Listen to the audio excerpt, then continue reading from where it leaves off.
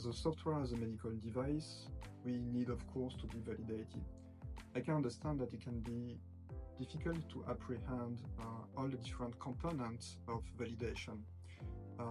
We are validating, for example, our usability for the software. We are validating the fact that the arteries and the aneurysms are well reconstructed automatically by the software. Of course, we have the basic accuracy for the deployment of the devices, but also how the software can find the aneurysm automatically, or again, if the risk mitigation features we put in place are effective. That's the same thing for scanners, for implantable medical devices. And of course, once we can go to the market, we are focusing, and that's what we are doing for a few years now, we are focusing on validating the clinical benefits that the software can provide to our users.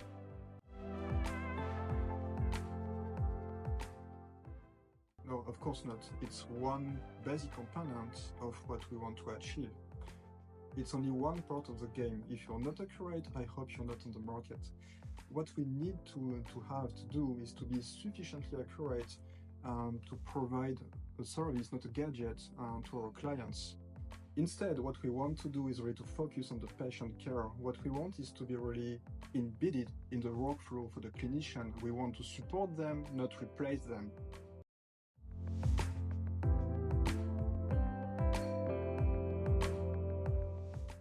Almost a decade ago, we were working on prototypes to find, the right algorithm to both have accuracy and fast results. That's what we achieved a long time ago, and it's a tiny part of what we are providing to the users today. And from that, years after years, we were discussing with manufacturers, imaging companies, and of course, clinicians. The goal was really to find the right way to tackle the different challenges they have in the cath lab. It's not only about deployment of the prostheses themselves. You need also to support them to find the right strategy, the right positioning, etc. of the prostheses. And years after years, that's what we've done. That was the right way to follow the evolution of the market.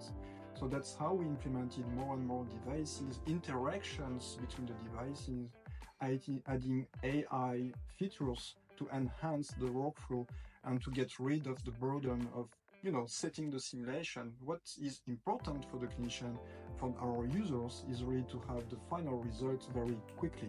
That's what we focused on the last years, really to have our users at the heart of the creation of our products.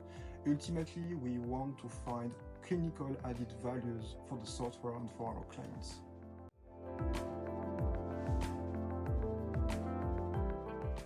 One advice I would give is really not to try to replace the physicians. Try to really understand their needs to support them. Of course, you need to be user-centric, really understand the challenges they can face on a daily basis. At the end of the day, our users, the clinicians, they don't care about our products, basically.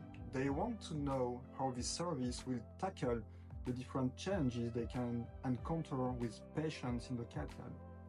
That's what we try to do for years now, and that's what we are further enhancing on the backstage, working on R&D phases with our partners. For example, we are working toward tracking of microcatheter in order to have even more realistic simulation, being able to adapt real time on what the physician is doing. That's supporting the physician, it's not trying to replace them. That's basically our goal at Sim&Cure.